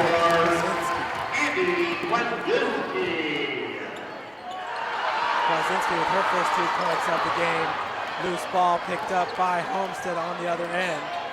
As the 3-pointer is good. Back-to-back triples, folks. She's starting to feel it here in the second half after going 0-5 in the first half. Homestead up now by 8 points. Their largest lead of the game, 5:48 left to play. Dilk has that pass deflected by McLaughlin, picked up by Geist. McLaughlin takes it at the timeline. Madison Parker sinking down there was Kozowski. Kwasniewski, excuse me. Homestead's going to call a timeout, Coach Parker. That's a full timeout called by Coach Parker. Folks, we're going to take a bit of a break here. Today's broadcast brought to you by Parkview Sports Medicine. One of the most advanced ERs in the country. At Parkview, we did it by focusing all our attention on you, the patient, by involving doctors and nurses in the design process, by creating quieter, more private spaces, and by leading the region in heart, stroke, and trauma care. This is not your typical emergency room. It's Parkview. In an emergency, isn't this where you'd rather be? Parkview, your partner in health. As you see, Carmel and their head coach Todd Windland in his second year at the school. What a great school they have there at Carmel. It's almost like a university. Great football program. And once again, their swimming team has won, their girls swim and dive has won 30 consecutive state titles. Folks, earlier today was Heritage Christian over Norwell 60-42 and Tippecanoe Valley over Concordia 56-53. Concordia had a full court shot as time expired in regulation, and it went in. But the whistle blew right before the ball left the Lady Cadets' hand. But a great season there by Concordia. Chris McLaughlin trapped, gets the ball over to Parker. Parker trying to drive, but was walled off there by Smith. Her jumper's no good. That's Smith with the ball. Larson, near travel there. As Kamek takes a long three and drains it for Emily Kamek. That's her first bucket since she hit a free throw in the first quarter. She now has 4 points. That pulls her team to within 5, 44-39. 4:49 left here in the fourth. Kistler. And Savannah Buck right by the timeline as Parker picks up her dribble. McLaughlin, who's been in fuego. Folks, she's already got 2 3-pointers here in the fourth quarter. She scored 9 points in the third. She does have 15 points.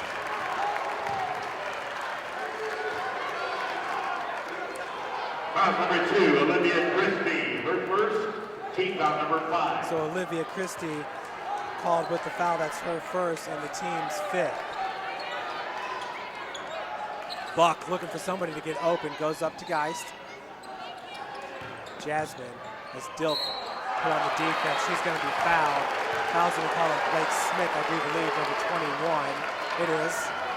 Foul number 21. Blake, that'll be her Blake third. Smith, her fourth. Excuse me, that's her 4th. Team 6th. So Carmel, Emily Kamek, and Blake Smith, the 2 bigs, both with 4 fouls, as Geist misses the first free throw. Jasmine Geist, who had 5 points there in the first half, looking for her first point of the second half as she hits it. Puts Homestead up, 45-39. Dilk. Kamek, another 3-point attempt. She's already hit 1. That was a good looking shot. Just rimmed out. Kistler picked up by Smith. Neither team substitutes a whole lot. About 1 or 2 players for each team will sub in. As Kistler goes down to Parker. Parker's got positioning. She's fouled. As the ball will not fall, excuse me. Parker heading to the free throw line. Extremely exciting game we have here in Kokomo, Indiana. Madison Parker on the season shoots 71% from the free throw line, having hit 41 of 58 entering today's games. First one is good.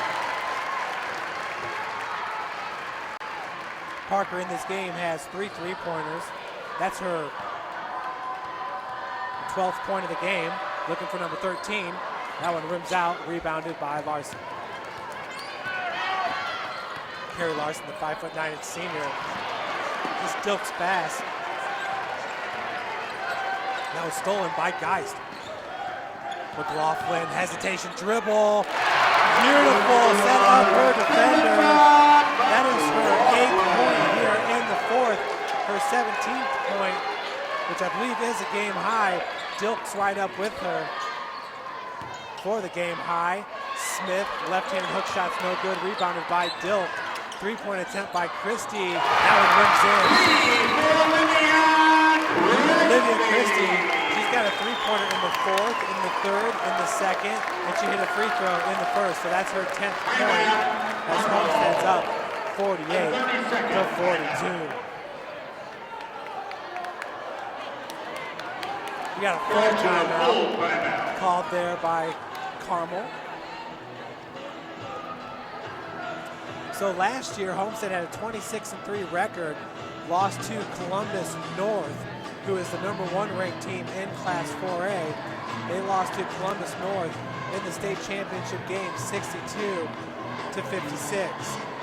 Once again, they did lose 2 key members of that team, Josie Fisher, who's a point guard at IPFW now, and Grace Garman, a great player last year who averaged 12.6 points per game and 9.8 boards per game. Folks, the winner of this one will take on the winner of Penn and Maryville as part of the Crown Point sectional, I do believe. Both are extremely talented teams, as you would expect this late in the tournament. If you're still alive, you're doing something right. Lawrence North's been knocked out. A lot of good teams have been knocked out. It was Homestead beating Lawrence North earlier in the season in a tight game. We got a foul going to be called on Carmel. Foul number 2, Olivia Christie, her second. Team foul number 8. That's her second, the team's 8th here in the second Marissa half. McLaughlin at the line to shoot 1 and 1. McLaughlin, 88% free throw shooter. Front end of the 1-on-one's no good. Rebounded by Komet. Dilk, lob pass down low. That's a turnover. Amy Dilk does so many things well. That is the second turnover here in the second half, where she's tried to lob it down on the block. McLaughlin back to Kistler. Savannah Buck.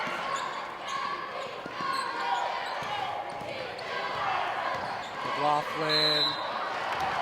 She's going to be fouled. She'll head to the free throw line to shoot 2. There are bleachers over there beyond the baseline. Not sure. We just hope Chris is okay.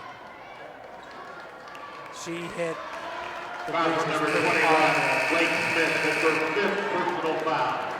She comes up hobbling.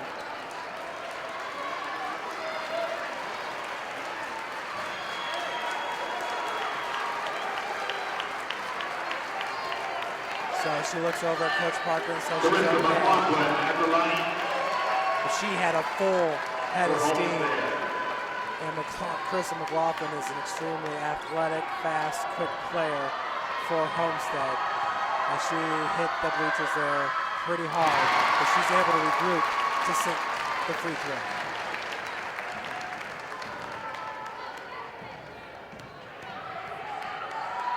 She now has 18 points in the game, make it 19 as it rims in. Chris McLaughlin with the game high, 19 points. Olivia Christie, triple, that one's no good. And I believe they're gonna call a foul on Madison Parker, but it looked like it was Carrie Larson who was over the back from this angle. With the inbounds pass, it goes up top to Christie. From the top of the key, 2:38 left to play here in the 4th, with Homestead up 50 to 42. Foul's going to be called, a touch foul on Carissa McLaughlin, number 12. Foul number 12, Carissa McLaughlin, her first, team foul number 6. For Carissa, that'll be her first foul and the team's 6th. Larson with the inbound. Carrie Larson, the 5'9" senior, goes up top to Olivia Christie. Christie right-handed dribble, connect, three-pointer. That one's an air ball attempt, as it was just tailing off to the left.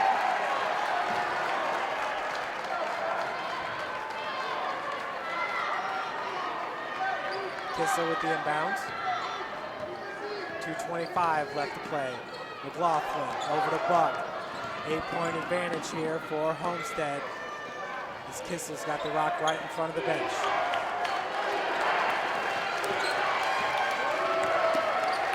Buck over to McLaughlin.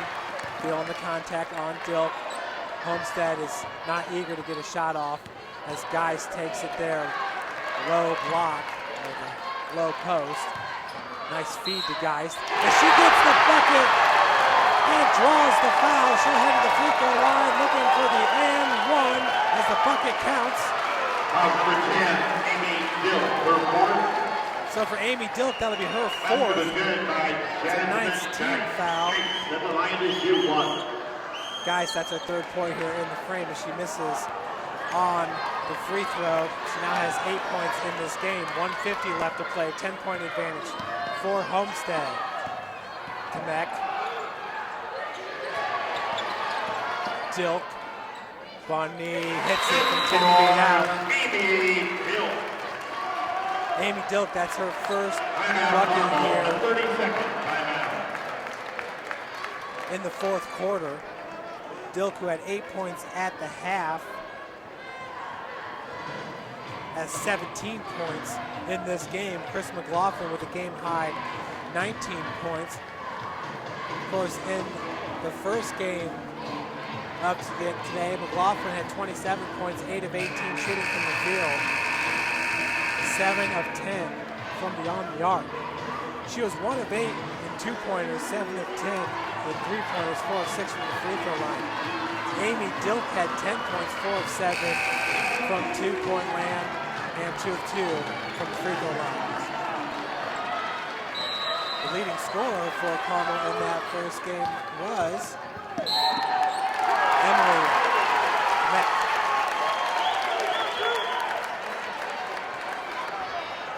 So Funky now with the inbounds pass for the Greyhounds. 1:37 on the clock. Carmel down by 8.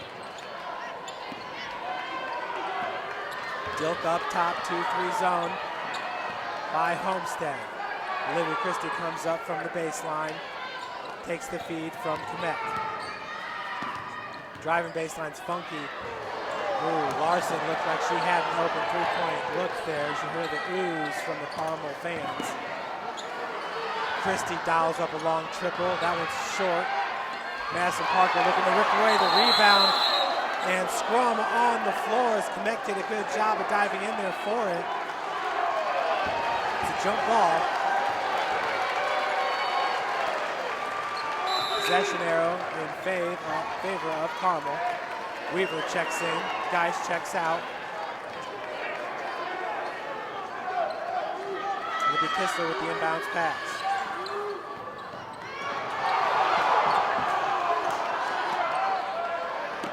Parker, walled off by Larson right away.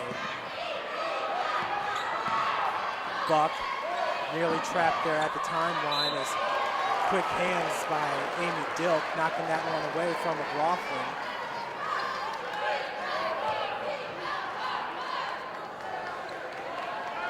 Savannah Buck now with the inbounds. Her team up 52-44, 52.2 seconds. Weaver, McLaughlin. You would think there was going to be a foul there on Christie, but none called. I'm not sure if Carmel's wanting to foul. Look at that spin move by McLaughlin. She now is fouled and will head to the free throw line and shoot 2. Look, she's the game high scorer with 19 points in every single one of her points have come in the second half. She's been on fire. And she hits the first free throw.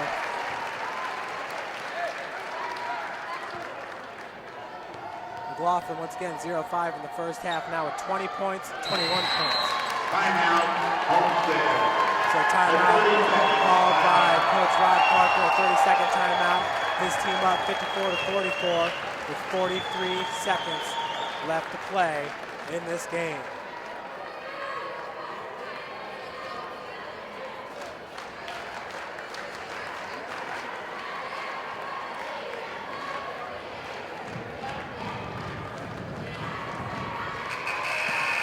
So it's It's been an outstanding regional final here in Kokomo. Homestead started off this journey in the postseason taking on Muncie Central, a tough Muncie Central team, winning 82-36. 3 days later, beat Jay County 62-39. Then beat Fort Wayne Southside for the sectional title 79-35. Coach Rod Parker looking for his third regional championship. As Nicole Weaver is set to check back in here for Homestead. Coach Parker, who won the regional last year before losing to Columbus North in the state championship. Lost in the regional championship during the 2010-2011 season. So actually, I'm sorry, Coach Parker looking for his second regional championship as we got a foul going to be called on Funky with the hold. Foul number 3, Celine Funky, her second. Carissa McLaughlin at the line to shoot 2. So McLaughlin back to the free throw line. She's hit 4 free throws in a row. As that, my friends, is the broadcaster jinx. I do apologize, Carissa. She does have a game-high 21 points. She does shoot 88% from the free throw line on the season as that one rims in. We'll make it 22 points now for McLaughlin. She had 27 in game number 1. The only difference is in this game, a lot of other Homestead Spartans are in double-digit scoring as well, like Madison Parker. Another foul. This one's going to be called on number 22. Number 22, Carrie Larson, her third. That'll be her third because we are in the double bonus. McLaughlin to shoot again. Carissa McLaughlin at the line to shoot 2.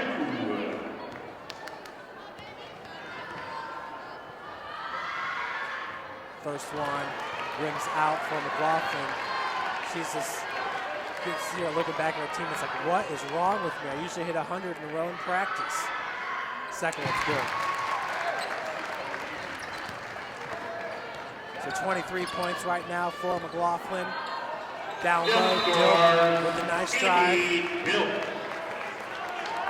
Dilk's had a fantastic game as well. She's got 19 points in this one to lead Carmel. Looking at Homestead, Madison Parker has 12 points. 23 points for McLaughlin. Jasmine Geis, who had 5 points in the first half, has 8 points. Savannah Buck has 6 points. Lindley Kistler with 4 points. And Nicole Weaver with 3. So huge games here. Madison Parker with a 3-pointer in the first, second, and third really helped keep Homestead in this one, while McLaughlin, I shouldn't say struggling from the field in the first half because that defense by Carmel was just suffocating. Just like with most competitive events, it's a battle of attrition. Which team is going to have the most stamina? And it looks like McLaughlin and the Lady Spartans are starting to win out here in this one as they hold the 10-point advantage with just 24 seconds left to play. Kistler with the inbounds, gets it over to McLaughlin, walled off by Funky. Weaver, Parker, that Dilk over to Buck. Tip ball in the backcourt. You can see how just feisty, scrappy that Carmel team is now. So quick. 6, 5, 4, 3, and that will do it as the Homestead Lady Spartans win it 56-46 for the second straight regional championship for the Spartans. Carissa McLaughlin chips in 23 points for a game high. Madison Parker with 12 points. Folks, we'll get some stats here shortly and we'll go over those for you. Thank you very much from the Kokomo staff. So Carissa McLaughlin with 23 points. She was 7 of 14 from the field, 2 of 5 from beyond the arc, and 7 of 10 from the free throw line. Madison Parker finishes with 12 points. She was 4 of 10 will present the game ball from the field. to the runner-up, Carmel Greyhound. That's Jason Snyder, the AD from Congratulations, Kokomo. ladies, on a fine season. Outstanding AD, very welcoming. This has been just a wonderfully ran regional. So Madison Parker, 4 of 10 from the field, 3 of 6 from beyond the arc, 1 of 2 from the free throw line. She had 12 points. Again, Kokomo High School Athletic Director will present a game ball and the championship Homestead. plaque to the 2016 Class 4A Kokomo Regional Champions, the Homestead Spartans! There you have the 2016 Kokomo Regional Champions, Class 4A, number 2 ranked Homestead Spartans. Rounding out some of the scoring, Nicole Weaver had 3 points. She was 1 of 1 from the field. Savannah Buck had 6 points, 2 of 3 from beyond the arc. Lindley Kistler had 4 points, 2 of 3 from the field. Jasmine Geis finished with 8 points. She was 3 of 4 from the field. Madison Parker had 5 rebounds. McLaughlin 3 rebounds. Nicole Weaver 2 rebounds. Savannah Buck 1 rebound. Kistler with 2. And Jasmine Geis with 2 rebounds. Look at Carmel scoring as Homestead's going to get their regional championship picture took. What a great, great moment here. Now they're getting ready to cut down the nets after that. Just outstanding. Homestead winning the 2nd straight regional championship. But Olivia Christie finished with 10 points for Carmel, 3 of 5 from the field with 0 rebounds. Emily Kamek had 7 rebounds and 4 points. Amy Dilk had 19 points, 8 of 9 from the field, outstanding with 7 rebounds. Blake Smith, 3 of 6 from the field. She had 9 points and 3 rebounds. Carrie Larson, 1 of 8 from the field, 2 points and 3 rebounds. In this game, Carmel from the field shot 49% on 17 of 35 shooting from the field. From beyond the arc, 4 of 14, 29%. From the free throw line, 8 of 12, 67%. That's Carmel in this game. Homestead shot 54% from the field, 19 of 35 shooting. 8 of 15 from beyond the arc, 53%. And 10 of 18 from the free throw line, 55.6%. At 4. Savannah Buck at 6. Jasmine Geis at 8. Madison Parker at 12, and leading all scorers with 23 points, Carissa McLaughlin. So once again, Carissa McLaughlin, 50 points on the day. She had 27 in game number 1, 23 here in game number 2. Folks, Homestead's getting their picture taken. We're going to head down for some interviews here. As soon as the team starts to free up just a little bit, they will start cutting the nets here. As you see, Athletic Director Joe Updegrove as well. Joe Updegrove getting Rod Parker, so we're going to get some interviews and stuff by the TV stations. Folks, we will head down as well to get some sound bites from some of the players and from Coach Parker. Today's game is brought to you by Parkview Sports Medicine. This is SummitCitySports.com. How do you design one of the most advanced ERs in the country? At Parkview, we did it by focusing all our attention on you, the patient, by involving doctors and nurses in the design process, by creating quieter, more private spaces, and by leading the region in heart, stroke, and trauma care. This is not your typical emergency room. It's Parkview. In an emergency, isn't this where you'd rather be? Parkview, your partner in health.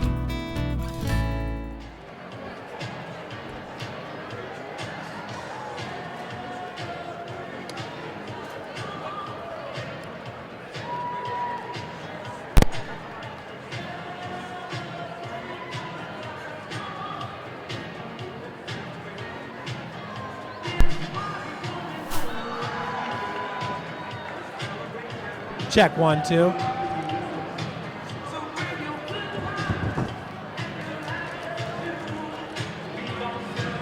Check 1, 2.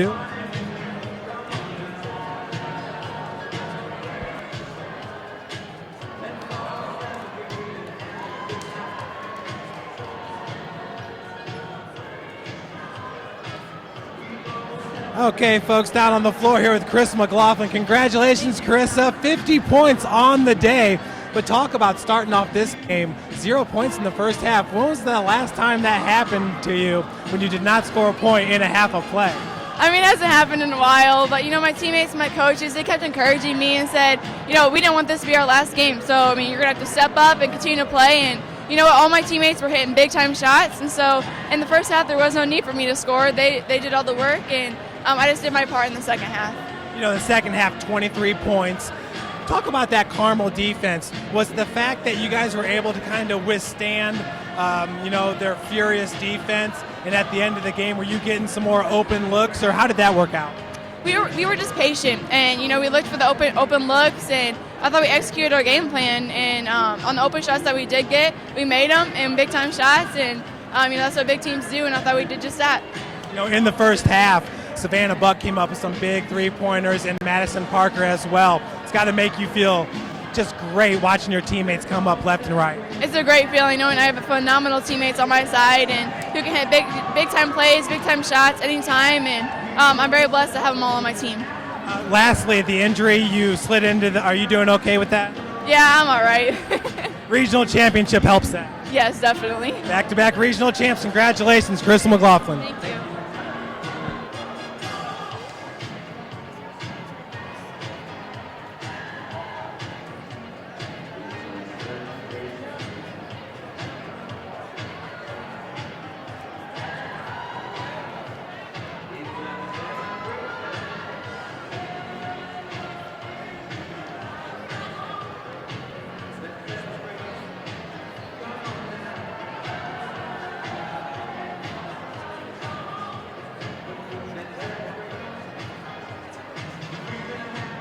Down here on the floor with star senior center Lindley Kistler. Lindley, talk about that first half. Carmel, it seemed like they held with you guys neck and neck, and it was such a battle. They were flying all over the place. But just talk about the intensity in the start of this game. Well, I would say that's one of the best games we started off. We came out really strong. They came out really strong too, but I'm proud of how we came out. We came out with a lot of intensity, and we came out and did it really well at the beginning. They caught up and went back and forth for a while, but especially after the first half in the locker room, we had to talk. We're like, we got to get on top. We got to score some more points, lock down our defense, and we did a great job of it. Was there any frustration there at halftime? I know Carissa went in with 0 points scored, but there's plenty of other people that picked up the slack with Madison Parker and Savannah Buck. But was there any disappointment at halftime, or was it just keep on doing what we're doing? Since we were on top, that's all we have to do. Whoever scores the most points at the end of the game wins, and we were already on top, so we were pretty proud of ourselves. We knew that we have a whole another 16 minutes to play, but it's a 32-minute game, so you just got to play all the time. Carissa may not have had that many points in the first half, but we all stepped up, came together, and knocked down our shots when we had the opportunity. Back-to-back regional championships for yourself and Coach Rod Parker. How great does that make you guys feel as a group? It feels really great. Now we have 2 regional championships, and obviously we lost one while I was here, so it means a lot to have 2 and 1 as I'm going to college next year. But for all of us, we're not satisfied yet. We want to get to state, but we got a big game next week, and we got to keep working hard. Lindley Kistler, congratulations, outstanding game. Thank you.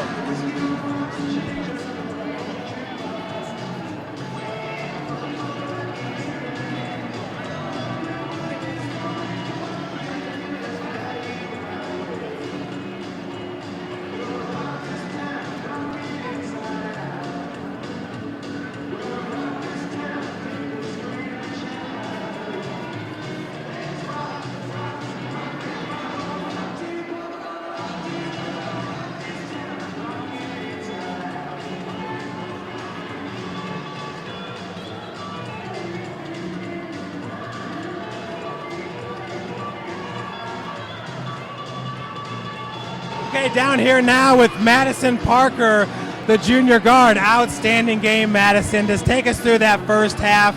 It was a ferocious first half. Yeah, it's a tough game. They're a really good team, and I thought we came out and we really stuck through it and worked together, and obviously we were able to pull it out, which is great. You know, in the second quarter there, about 3 minutes and 30 seconds left, they just sat on the ball for 3 minutes. Did you guys talk about that in preparation, what to do if they were going to do exactly what they did? Well, you know, last time we played them, they held the ball and they slowed the game down. So we had prepared and maybe expected them to do that at some point. So when they came out and they started holding the ball, we were ready for it and we knew what we were supposed to do. You came up with some clutch three-pointers in this game, especially when at halftime Chris had 0 points. But you had some big three-pointers to help keep the team in it and give your team the lead at the half. How are you feeling shooting the ball? You know, our team does a great job of getting shooters the ball when they need it, and our shooters just knock down the ones we need to. And in the first half, I hit a few, and then in the second half, Krista got into it, and she was open, and I thought we did a really good job of moving the ball and getting our shooters the shots, and we hit them down.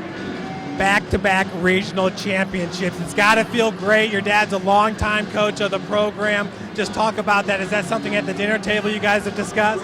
Oh yeah, it's a great feeling. You know, we talked about it when I was a kid, and now getting here, you know, obviously we didn't end our run last year like we wanted to, and this has been a goal for us, so this is a big step in our journey.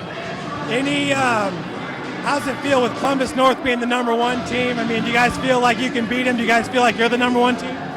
You know, we're prepared, and obviously we saw them last year, and we didn't come out on top 2 times, and, you know, we're ready to hopefully see them again at some point. Madison Parker, congratulations. Huge game. Thank you.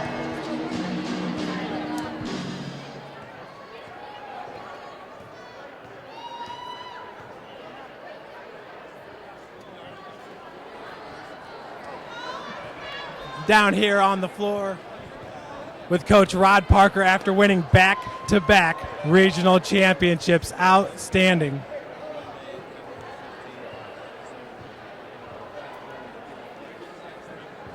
All right, we'll make it happen. Coach, got to start off. Back-to-back regional championships has to make you feel just great to watch these girls accomplish so much. Yeah, it does. I'm really proud of them.